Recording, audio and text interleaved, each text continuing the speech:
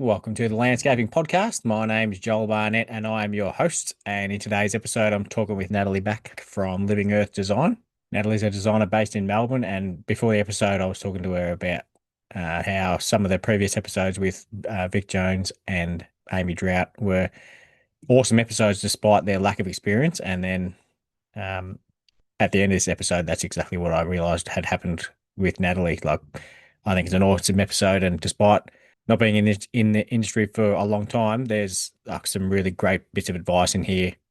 Some that I'm potentially going to take on about what she did when she had the opportunity to build a garden at the garden show.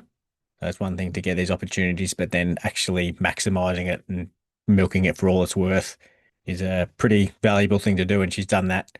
And she goes into the details about it in this chat, but it's a brilliant idea, and it just goes to show that like there's people who have been in the industry for 10 plus years and they haven't had the ideas that she had to do. So there's value to be learned from everyone. And I asked her about whether she's going to be putting on staff anytime in the future. And I love that she's pretty firm that that's not the way she wants to have her business, and explains the reasons why. So really enjoyed having this chat with Natalie. So hopefully you enjoy this chat with Natalie Back. Natalie, thank you for joining us on the Landscaping Podcast. My first question for you is, how did you start in the industry? Well, I've had a love of plants for a very long time. My dad used to have a massive veggie garden every summer, and you'd find me out there with the tomatoes and the sweet corn. But then as soon as I turned 18, I got some chickens, and I had moved out of home and got some chickens, and bought a blueberry plant. That was my first foray into owning a plant of my very own. And it really just grew from there. So a massive love of vegetable gardening and fruit tree gardening is the basis for my landscaping knowledge. And so I've grown it on from there. And then I had a career as a personal trainer for a number of years, ran a business, but then fell pregnant with my second child and decided that the hours didn't really suit. Nighttime work's not great when you have a newborn.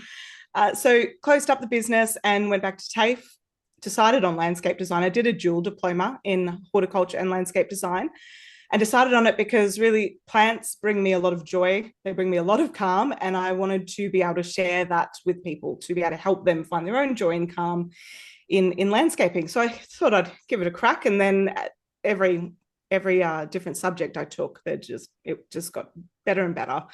And I have just absolutely fallen in love with the industry. I have yet to find an industry that has people that are this nice and open and kind and willing to give of themselves and their time. It's been quite extraordinary. Now, how long ago was it that you were a PT? Oh, 7 years. 7 years ago, I closed the business. Yep. So a while now. I was at TAFE at the start of COVID. So I didn't rush myself. I did it over 3 years. I had two children. So, part-time. Did it over COVID, and then finished just before Swinburne closed their horticulture program, which was lucky timing because I know a lot of my co-students had to finish their studies elsewhere, and it was a big mess.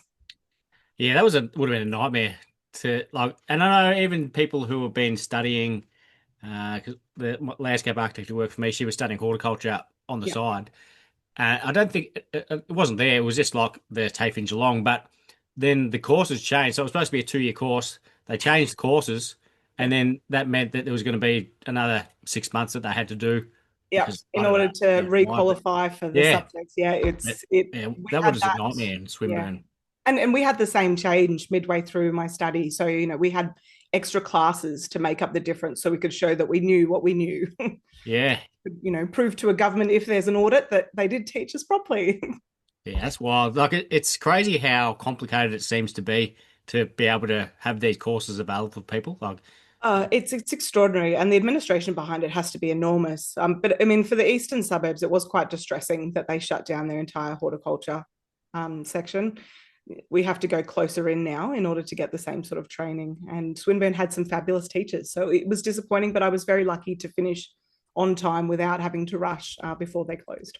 Yeah. So who were some of your teachers there? Ross Ubergang was my main teacher. He is a legend. Yes. What a great teacher to have. So he really pushed the envelope. Although, to be fair, he did tell me during many classes that I had to let the other people answer the questions when it came to having such a strong veggie gardening and fruit tree gardening background. I had a significant amount more plant knowledge than a lot of the people coming in. So you had to sit down and shut up and let someone else have a go. He didn't want to hear about the asparagus anymore. But was he secretly asking you questions on the side about your veggies as well? So I could learn. Ross's knowledge base is pretty solid. So there's probably nothing I knew that he didn't. Yep. And was anyone else there who we'd know of? Probably not. I had a couple of hort teachers like for the plant side of it. Oh, and I had an arborist teacher as well. He was great, but I can't remember his name. It's been a number of years now. Well, so what were they teaching you about trees? Like Well, to be fair, I skipped the tree subject and did other things in favor or instead. But they do. We look at trees, so how to measure them, pests and diseases. What else did we do? I was thinking of that technique the other day to work out how to measure a tree, like something to do. I'd have to Google it again, but I know it's something to do with like holding a stick that's the same length as it is your with arm or and you have the something. diameter at breast height, and Yeah. yeah, no, there's a whole way. I haven't had to do it recently either. Yeah, but it's good. It's something that you could do if you wanted to know I how could, big a tree yeah, I was. could. I But mean, equally, we learned how to map out an area with levels and stuff. And most of my design work, the levels have been pre-done. The site surveys, or there's been a new build or an extension, and it's all done. And I don't need to get out there with the laser level. Thank goodness. yeah, when I was doing my horticulture, they were teaching us how to use a dumpy level, which is like the Yeah, really old school one. So like, yeah. I don't think anyone even has one of these anymore. No, no. Even the school had the proper laser levels and Yeah, yeah, but not my favorite part, but you learn what you need to. yeah, that's it. Like you're not going to know what you enjoy until you might learn something new and think, oh, this is actually awesome. But Exactly. other Exactly. things like this is not awesome, but No, you got to tick the levels is box. not awesome. No, relevant, but not exciting. Yes. Yeah, but not exciting. No. So were you doing them both at the same time, like the design Yeah. and the horticulture? Yeah, I was. Yeah. So they had a number of crossover subjects, which was quite interesting. I was focusing more heavily on the landscape design, what would help me as a landscape designer. I knew I wanted to own my own business. I don't do well with bosses. Um, being told what to do is it's not a good idea. All right. So I knew I was going to run my own business. So I took a lot of classes and subjects that would help me in that way. But I still wanted to obviously increase my horticultural knowledge. But to be fair, I think it's probably increased more post schooling than it did at school. Learning what an angiosperm and a gymnosperm is doesn't really help me in my day-to-day work life.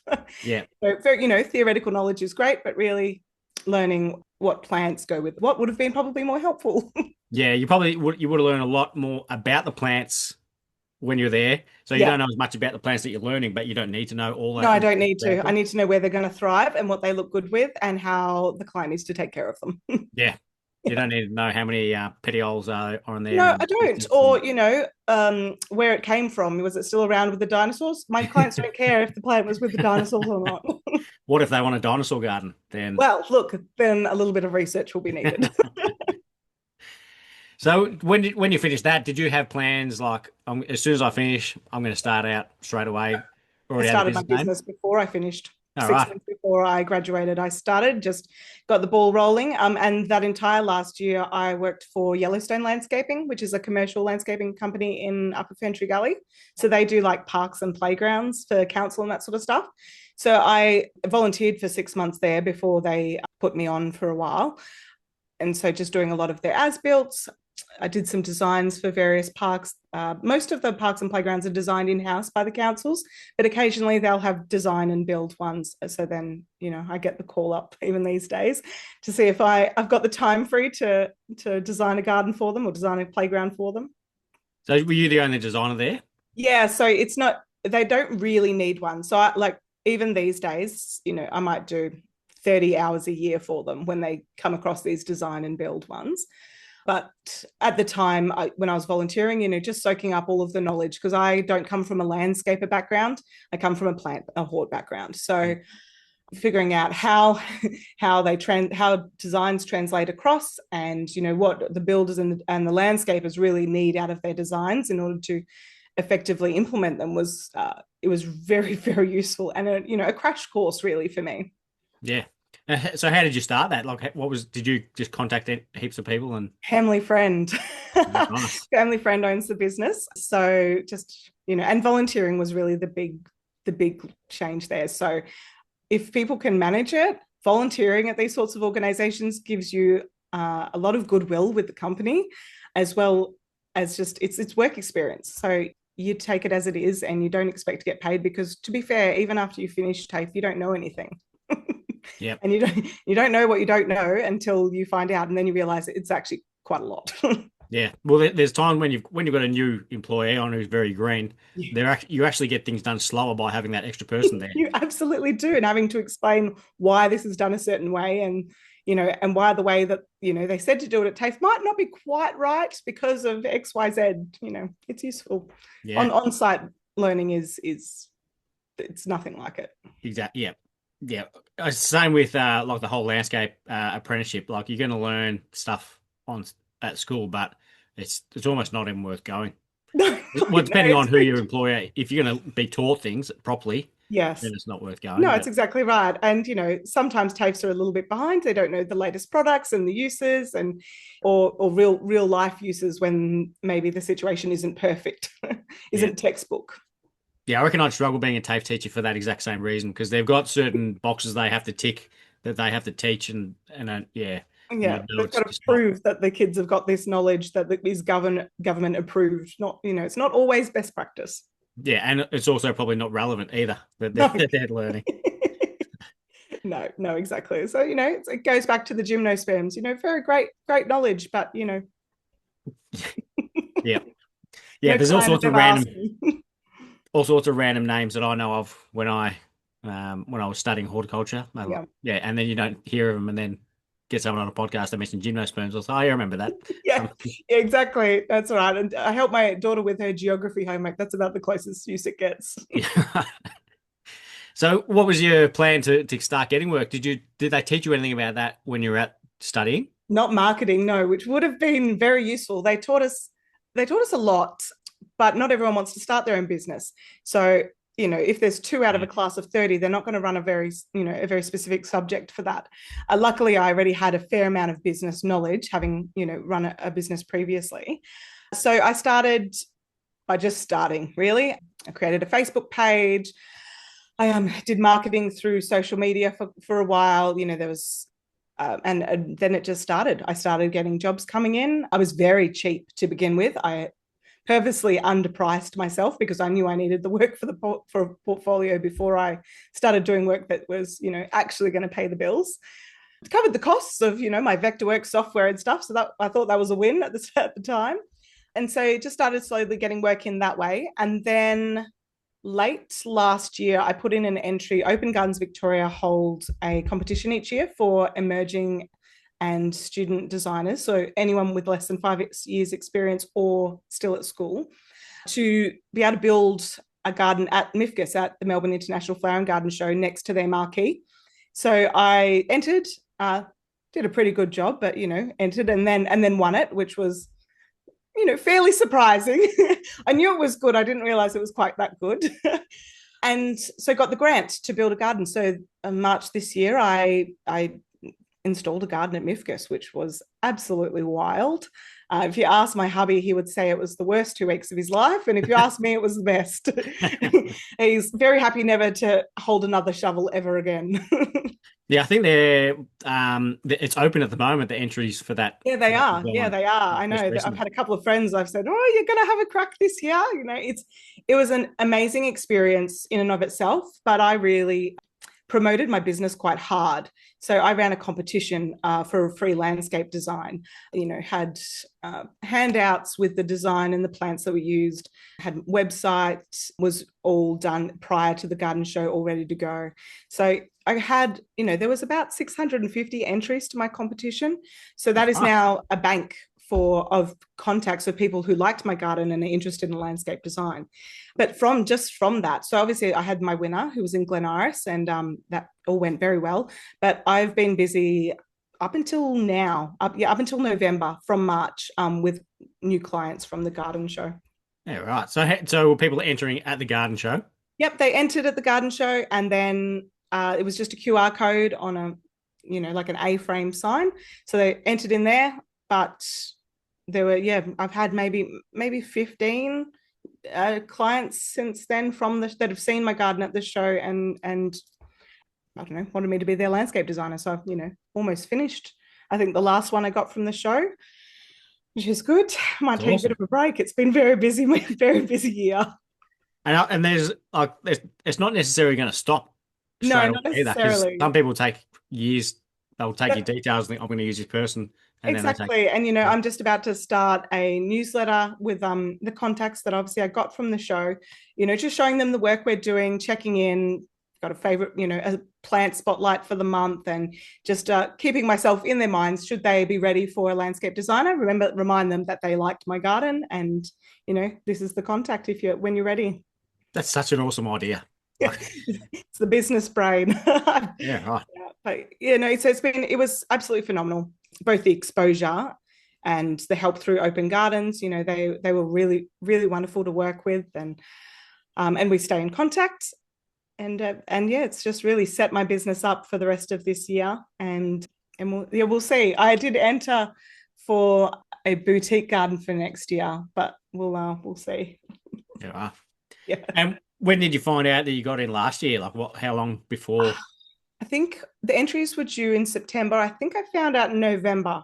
So it was pretty much foot to the floor after that. If I was to do it again, I would have done things quite differently. So I didn't seek any sponsorship for plants. I bought them all with the grant money and grew them myself here at my property in Emerald.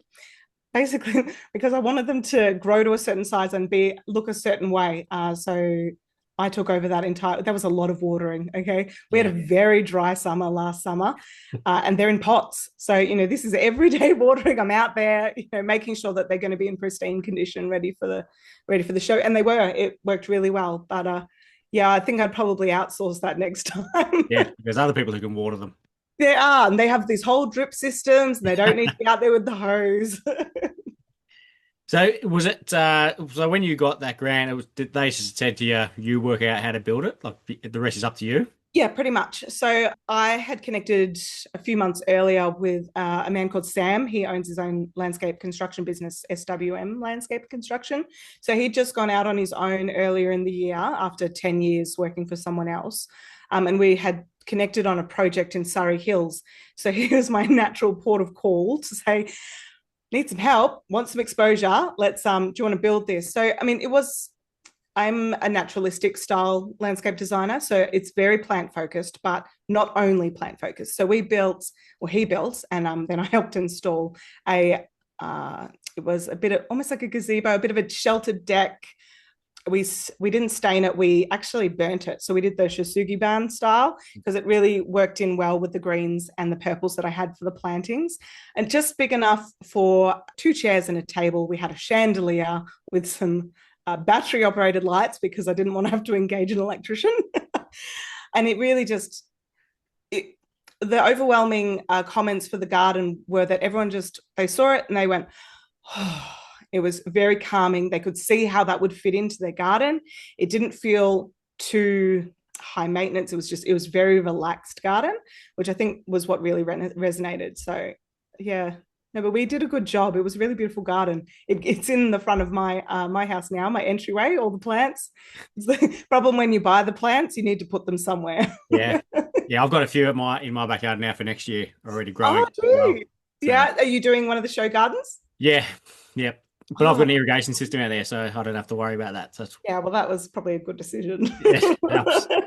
I was a brand new baby designer with no irrigation. Yeah, yeah. Like I've learned a lot. Like I've done a lot of gardens there, and you learn stuff every time. Oh, And absolutely. It was yeah, just one of the things. such a good atmosphere too. Everyone was just willing to jump on and give you a hand.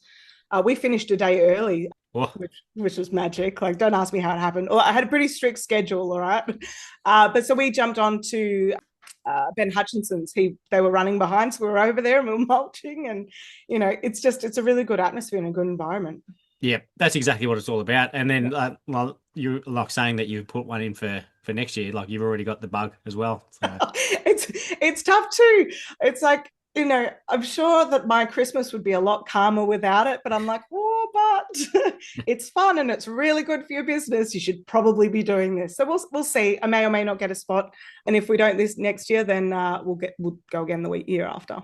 Yeah, I think it was the ones last year in the boutiques. Like three of them, I think, said that they entered the year before, missed Yeah, out, and then yeah. got in the year after. Well, So yeah, it's a hot property these days, isn't it it? is. Yeah, And it like does such wonders for your business at getting your name out there. The publicity is next level.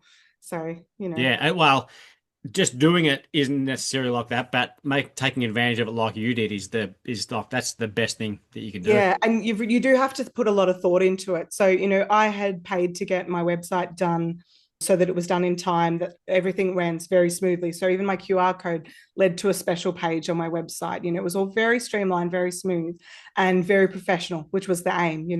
I've been at this for 2.5 years now, but I'm still new in the industry. No one knows Living Earth Design yet. We're getting there, but one day it will be the Paul Bangays or the Nathan Burkett's. It's going to happen. Just you wait. And what does your husband do for work, considering he was helping? Partner, but he works with Excel spreadsheets. Yeah.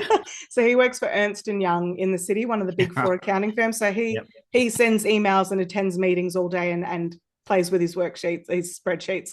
It looks horrid. he thrives in it, but I just couldn't think of anything worse. Yeah. So helping out with building a show garden would have been a struggle. About 4 days in, he said, you know what? I think maybe I should do a career change. Maybe I should be a landscaper. We got to the end of the week and he's like, not a chance. He's dead on his feet. He's got muscles he didn't even know he had. He's there after the show where they're picking up gravel that had escaped the Hessian, one by one. It's just nightmare. Yeah. He Great called it a experience, day. though. Yep. He was a one-hit wonder. So he hope you didn't leave out to him to submit the design for next year because Absolutely not. accidentally not sent it in. He's not a visual person. So like he saw because I design solely in 3D, right? So every single design I do is in 3D. So he sees them in 3D on my screen, and they look pretty phenomenal. But we finished the show garden and he stands back, he says, you're actually pretty good at this, aren't you? And I'm like, you could not, he had no idea what these gardens that I designed look like in real life. And he was, nice and impressed, which is good, as he should be. Yeah. So is that something that they teach you to do, or is that just sort of the way you wanted to do it? Yeah, so they do some very basic 3D work at TAFE. I spent about between 6 and 12 months post-study really doing a massive deep dive. So I needed something that was going to set me apart. I'm also very good with technology. I find software fairly easy to use. So, but Vectorworks is large and really quite complicated. So, I'm still, even these days, learning new aspects of it that I hadn't considered before or hadn't used in a particular way. But I find for my clients, it's very, very important. They're not visual. They can't look at a 2D design and feel what it's going to feel like and see what it's going to be like to walk through. So I do video walkthroughs as well. So as if they're walking through their design, and then we do 3D stills so they can see it from different angles, have a bit of a closer look at what different things are going on. And it really just translates across really well so they can understand. And it makes them feel much more confident in making changes too. If they're looking at, a picture on the internet about what the plant looks like, but it's not, it's not in the garden, they can't see where it's going to go and how it's going to be in that area, they're less sure. But if you put this plant next to this plant, could we just try maybe something a bit with some white flowers instead of, the orange or the purple or whatever? And they feel a lot more ownership over it, which gets them even more excited about implementing their landscape design. Yeah, it's hard for even people who work in the industry to visualize some things when you're looking at a plan, let alone people who have no idea what a plan looks like. That's exactly right. Exactly right. Christopher, for example, my partner would, he would have even less idea. There's lots of him all around Australia that can, even putting something directly, a plant directly in front of their head, they're not going to be able to see what that's going to look like inside their own garden. Yeah. So I find it invaluable. Then do you do it all on Vectorworks, or have you got a couple of programs you use? Now, all Vectorworks. I've tried a number of the rendering softwares. To be honest, I can't justify the cost. I don't feel like I've become quite proficient at rendering in Vectorworks, so I don't feel like there's enough of a jump in quality to be paying for another subscription. Not at this stage anyway. And plus it doubles my work because I design in 3D anyway. I'm already putting all the textures on and, making everything look visually right. So if I was to then transfer across to, I was using at one stage twin motion. If I was to transfer across, I've got to re-choose all the different, textures and renderings and all that sort of stuff. And it's not worth my time at this stage. And because I do all my renderings in-house too. So, if I was to ship it off to someone else to do, that might work. But for myself, I've just learnt Vectorworks and learned it well to really make the most of the software. And do you then convert it to 2D to be able to quote it off? Yeah, so they have so my process, I start with a consult, then I go away and start designing a bit of a site plan in 3D. So they also see their house. So the house corresponds to the garden. They get a bit of a sneak peek, and then they get a full 3D. So the concept plan in its entirety. So that's when they get the video walkthrough, the 3D stills. And then once we've made changes, then they get a set of construction documents. So that's where you get your 2D for either themselves or for a landscaper or builder. So they get their set out plans, every area, how big it is, what are the measurements, what's it made of, all that sort of stuff. The planting plans are in 2D, every single plant, what is it, where does it go? And then they get a list of specifications. So how to plant a plant. The number of people and landscapers who don't know how to put a plant in properly is astounding. But also how to prepare the soil, how deep the mulch should go, where to be sourcing some of these things from. Very important. And then I also give them a handbook I've created, which is, so I do a lot of work in sustainability, soil health, that sort of stuff. My aim is if I can get their garden soil prepped correctly, then it's going to be full of life and actually give their garden a massive boost. So I give them a handbook that I created on soil health, on how to, over time, really help your garden, when to apply the mulch, what sorts of mulch and different things that they can do to the soil, and how to feed the soil to ensure that the garden is thriving. And what sort of work do you do to the soil, or recommend that they do? Oh, lots of different stuff. Lots of compost. Even with the native gardens and the indigenous gardens, compost is just the way to go. You've got to make sure it's not enriched, because a lot of places like to, add just a little bit extra of this, a little bit of extra of that. We do mulching. So we do things like kelp or seaweed solutions and meals. There are rock dusts and things like that. So there's actually one, I'm testing it out at my home garden at the moment, called From Soil Life. So it's already got all the microbacteria built into it. So we're going to see how it goes. Things like biochar, which I use in my home garden. The change in my tomato plants over when I started using biochar was extraordinary. It's just crushed up charcoal with a biological solution, which you can get from Bunnings. I think there's a New Rog one that I use. So you leave it to soak in there, and the difference to the garden is phenomenal. And I've been veggie gardening for almost 20 years now. Gosh, that's terrifying. And always had success, always been really good at it. But the last 3 or 4 years since I've started really improving the soil on my properties, it's like night and day. So just nobody knows about it. Well, none of my clients. The landscape industry does, but none of my clients have ever heard of any of these products. So anything I can do to kickstart the bacteria in their soil, and then as they apply mulch and it breaks down and it feeds them, and it's the whole cycle. So, but it's not just the soil. It's being able to bring the pollinators and the insects back in, and the birds. They all poop, they all die, and all of that adds in and creates a garden that really is self-feeding. Yep, I had that conversation with my employee today because we'd chucked in 12 bags of chocolate block on the Yep, garden yes. and I was telling him how it's, instead of, because we've previously just put some Osmocote and water saving crystals in the hole with the plant, Yep. that's it. And then after speaking with Keith Edwards and Craig Castry, and like you mentioned that the landscape industry knows about this kind of stuff, but I don't think they do. Some Like, of them. because I didn't know about it until I'd heard those two talking, and now it's just opened up your eyes to it. And it absolutely does. And it's so much more environmentally friendly. I mean, most biochar, I make it myself, but, it's a waste product. They're making it, with waste products from a number of other industries. And it just changes. It makes your garden so much less reliant on your input. So I really try and create gardens that have very little need for fertilizers and things like that.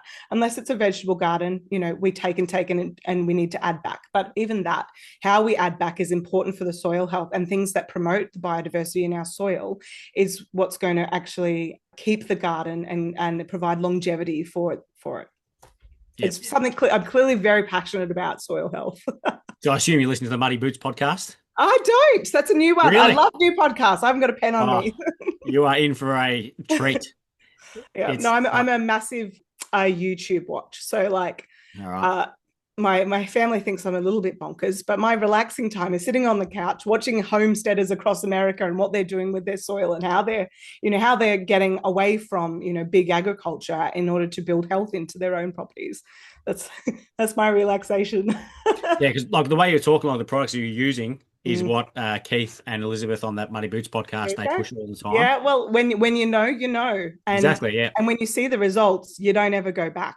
You know, it's there's no poisons allowed on my property. There's no the little round fertilizers. We don't do that. We build soil health other ways.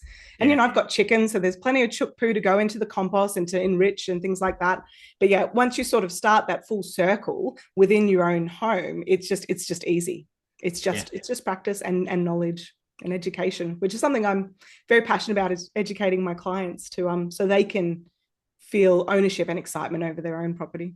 Yeah, and also have an understanding of why they're doing things. Like why, like the old school way was just fertilize every 3 months, but and then they don't put any thought into what it's actually doing. But then when you understand, like Keith talks about the I think you're using the biochar or rock dust, one of them, or maybe both. Probably both. It increases the bricks level of the plants, which then means it's not susceptible to pests and diseases. It makes the plants stronger. It makes the cell walls stronger in plants. Like it's incredible. It's what nature does for itself when we leave it alone.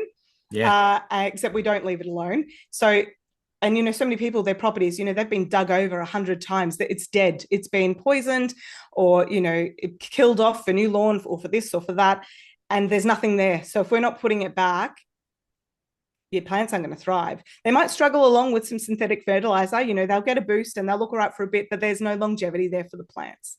And there's no health, and which means there's no health for the insects and the bugs, which means there's no food for the birds, and it creates this desert of life, even though there's plants there.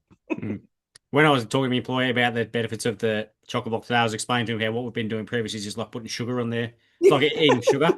Like it gives you a little hit, but then that's it. That's exactly else. Once it's used up, and there's nothing more coming unless you put it down again. And nothing else is benefiting from it other than the plant directly, and then that uses it up, and that's it. That's it, exactly. And I hate the little bright blue balls. They freak me out. These should not be in a garden. This is not healthy. Yeah. Much like bright blue food coloring, it's not good. Yeah. Now, changing tacks a bit, you were recommended to me to have on this podcast by Peter Shaw from Ocean Road Landscaping, and then tell me how you came to know him. Luckily. So I joined the mentor program at LV, at Landscaping Victoria. I think it was probably one of the first ones to join. It's a very new program. So I got paired up with him, and boy, was that a stroke of luck. He is incredible. Were you a member already, or was that part of... No, I was a member already, but it was a new program they were putting in. And I went, you know what, there are parts of this business that's not my strong suit, and so I needed someone that was going to help me with the business side and the marketing side and the bigger picture side, not just, we could talk about rocks and plants and, all the fun stuff, but that's not what he's there for. So we've had a couple of mentor sessions so far, and it's been revelationary. Is that a word? The way he has helped me to organize my business so that the admin doesn't seem quite so onerous, and we can make sure that we're still profitable and earning money. And I'm charging, what I should be charging. Yeah, everyone's quite jealous that Peter Shaw's my mentor and they didn't get him. And to be honest, I don't blame them because he's brilliant. So it's been a really fantastic. We actually have another session in a couple of weeks where we're going to work more on the marketing side now that we've sort of covered, how to make sure that you don't go bankrupt. It's a quite an important step in a business. So did you just apply to that and then they paired me up? Yeah, so there's a number of mentors. I think there's might only be a couple of places left in the program for this year, but they'll reopen another round at some point. But yeah, I just randomly got paired up with him, and it's been phenomenal. He's Yeah, fantastic. that's awesome. Yeah.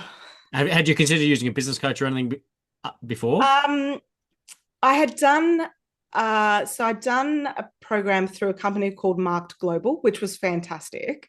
So they were actually Marked Global, the people that made my website for the garden show. So they do one that's around purpose and values and just really making sure that the values and the direction of your business aligns with your personal goals and values.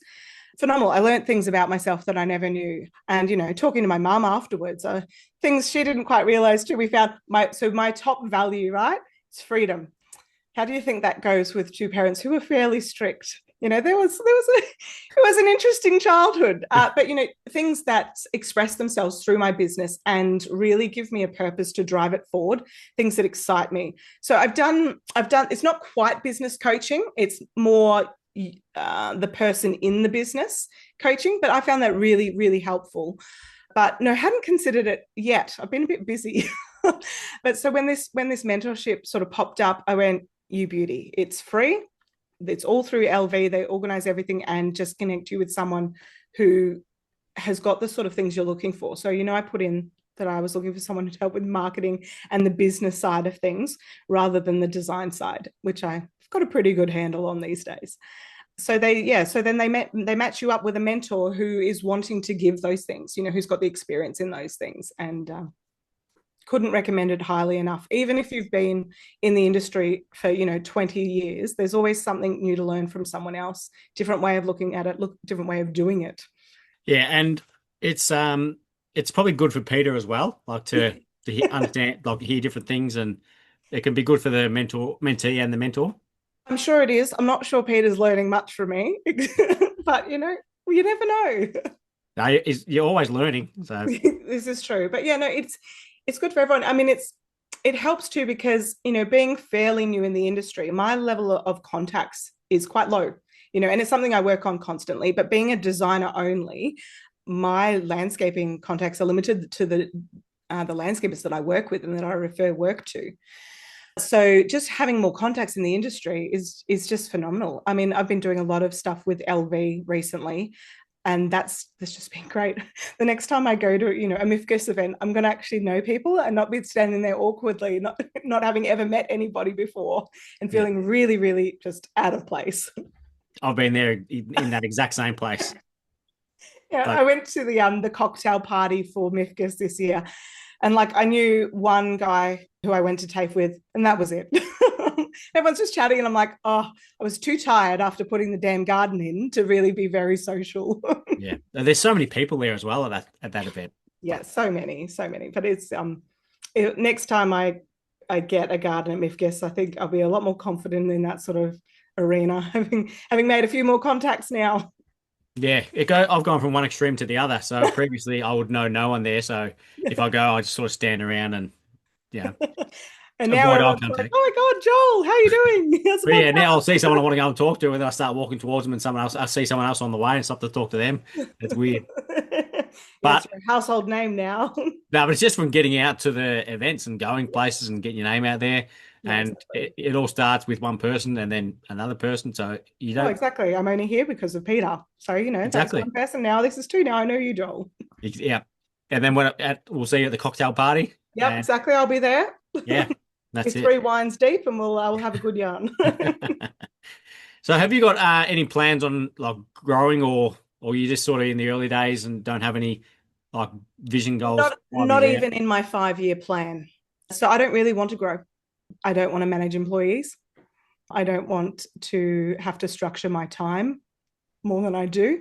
I Yeah, mean, I have two kids. They're both at school. I have school drop-offs and pickups and athletics days and things like that. So I don't want to have to be tied into an office from a set period because that's when my employee is here. So no interest at the moment.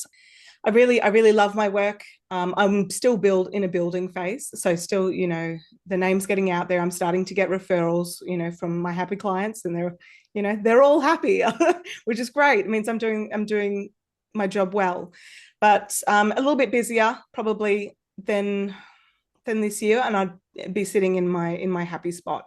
So, I'm very family oriented. So I won't be missing out on things with my family, my kids, because I'm overloading myself with work. If that means that, I'm not quite as successful as I could have been, I'm okay with that. I want to work full time, but not at the expense of my family. Yeah, but that is successful though. Is it's depend people see success different ways. Well, they do. And my success is having a really solid family foundation, a family base where the kids are well adjusted and there's plenty of time for activities and fun stuff. And we're not all kicked out of the house because mum's got work to do. Yeah. Yeah, I'm exactly the same. Mm. With one of my sons has his birthday. It's always during MIFGS. Oh no. So it's during the build. So I take that day off. So I don't Good man. I And you don't have work. to.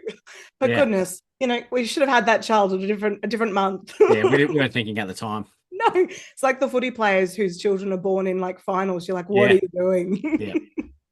Need to plan better. Yeah. So when you mentioned a 5-year plan, like have you got an actual 5-year plan? Yeah, it's on paper. Yeah, It's on awesome. paper. Basically, I want to continue growing and get to a stage where at some point I can pick and choose my work. So, we're still in a stage where we take most of the work, not all of it, but most of the work that comes along, even if it doesn't quite align with, even if I'm working outside of my comfort zone as far as landscaping styles and that sort of stuff. For example, I don't really do formal gardens and things like that. But if I get a client that wants to do one, I can do it. It's just not where my passion and my knowledge lies. So being able to choose, I'd really like to be featured in a magazine one day. I think that'd be fun. One of my designs. I'm kicking goals with podcasts this year, so that'd be great. But yeah, eventually a show garden is the peak of where I really want to get to. I want to be able to do a show garden, like one of the big ones at MIFGS, and for it not to send my family broke. I've done half of that. I've done the show garden at MIFGS, Oh, but amazing. See, but so went broke. cool. So Yeah, when broke, yeah. And look, it's pretty common. Hear it quite a yeah, bit. yeah, To and be honest, and even the one I just did, which was a significantly smaller, there was a few phone calls to mum that I just might need a bit of a yeah, cash loan just to get me through. yeah. And with the magazine thing like that, it's one of those funny things where everyone who gets their project in a magazine makes it look like they got asked to go into the magazine.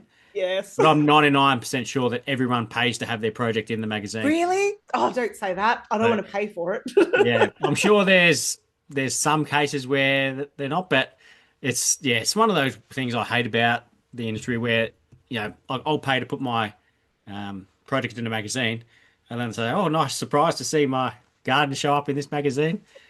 Like, depending on the magazine, like I've had gardens show up like in random ones, but Yeah. none of those two fancy ones. Oh, I know. It'd be cool to be in a fancy one. Yeah, But I was in the newspaper for the local newspaper for the MIFGS garden. That was fun. yeah. I've got clippings from when I was in the Geelong Advertiser. Yeah, what was I in? I was in the Upper Ferntree Gully in Belgrave Star News. I was the front page. Oh, nice. Thank you. I think I was like page 7 or something. No, Mate, if you're in there, you're in there, right? yeah, It got counts. proof. Did you like actively seek that out? Open Gardens Victoria did, so Oh yeah. they took care of all of that. Thank goodness. I was in over my head in figuring out how a designer, was going to build a garden. Although you seem like you've got a really like good head on your shoulders in terms of the other things you did when you were going there. Like, because Yeah, that's the thing, you could have just gone there completely overwhelmed and not done anything and think, oh, I should have done this next time. But yeah, you've yeah. done an awesome job. Thank you. Thank you. I worked pretty hard at it to ensure that I made the most of the opportunity.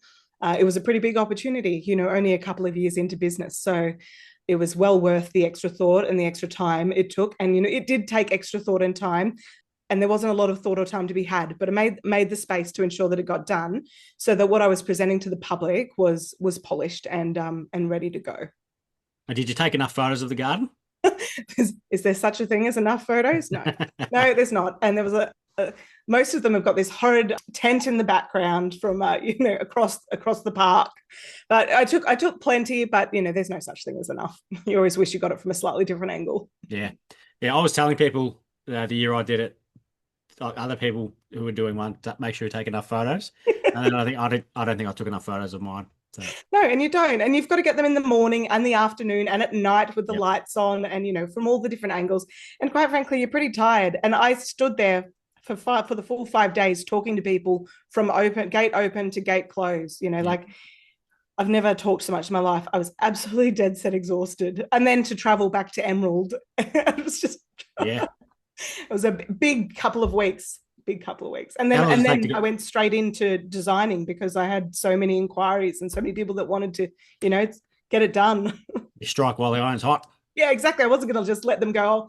How's 2 months, from now for you? No, we get them in now, Yeah. and then we deal with the workload.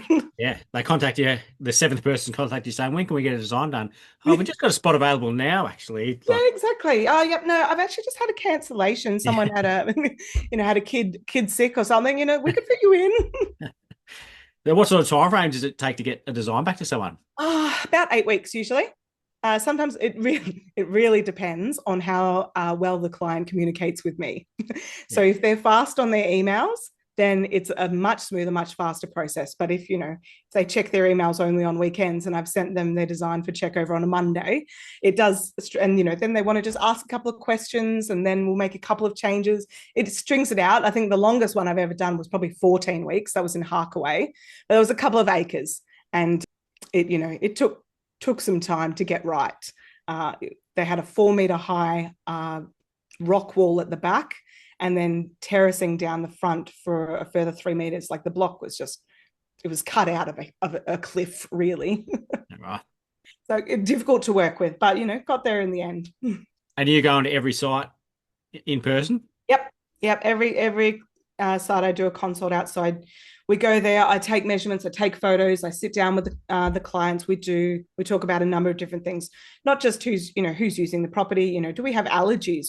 We look at different styles of gardens, and so I have 50 or 100 different photos of different garden styles that they look at, and not even waiting to hear what they say. I'm looking at their faces, because their faces show exactly when they go, oh, that's, oh yeah, that looks right. And so then it's my job to take those styles and sort of weave them together so that when their garden's in, that's a happy place, that's a calm place. It doesn't feel like a chore, or like, oh, I've got to go back out into the garden. It's their favorite place. It's their place they escape their kids. It's the place that they go to on a lovely sunny day, and they just sort of sit there and just watch the garden. Yeah. That's what I do. Just come home and enjoy it. Yeah. Yeah, exactly. Their gardens are supposed to be enjoyed. If they're a chore, you've done it wrong. Do you get nervous when you send a design out, hoping that they would like it? No, but only because I have way too much confidence in myself. So I don't send designs out that I don't think are pretty spectacular. And if they're not pretty spectacular, then I haven't finished it yet. Sometimes, I'll get them back and we've miscommunicated. I was doing one today, actually, that we were talking about Mediterranean style, and they were talking about one type of Mediterranean style, and I was talking about another, and I got the wrong one. It's all good. So I've revamped it today, more in the style that they are excited about. And gosh, it looks spectacular. I can't wait to get the feedback, because wouldn't mind putting that in the backyard. Yeah. Yeah. Yeah, that's awesome when you actually love what you've done Yeah. as much as what you hope the client does. It's if I'm not excited about it and filled with joy, then I have no business sending it out. Well, that's what I was doing for the first several years of doing designs. Like, I was just nervous about it, but now I'm sending them out thinking, oh, this is going to look awesome. Yeah, no, exactly. You get excited, right? I'm Yeah. sure I was nervous at the very start, but I have a personality trait where I have to be the best. So, like, I do the work to ensure that my designs are brilliant, and I refuse to be subpar. I can't handle it personally. Yeah, that's awesome. I love that. Yeah. Last question for you, Natalie. Who do you think would be a good guest to have on the podcast? Probably Doug from Yellowstone Landscaping. So they're the commercial landscaper that I do work for, but they do a lot of great work in the community aside from their landscaping. So he'd probably be quite interesting to talk to. Yeah, I haven't had any commercial landscapers on at all, I don't think, and I've been wanting to get some on. So that Well, would he'd be a good one, and he's a great guy to talk to. He's very yeah, personable, and he's very passionate. yeah. Well, can't thank you enough for coming on. Peter has recommended a great guest, so thank you to Peter for recommending you. But it's been Absolutely. awesome chatting to you, and Thank you, Joel. I'll officially apologise to the front garden because you spoke with them 3 weeks ago, but that hasn't come out yet. Yeah. And this one is coming out probably before they put it out. So Hip to the apologies to post. Adam, but thank you very much for coming on. Lovely. Thanks so much, Joel.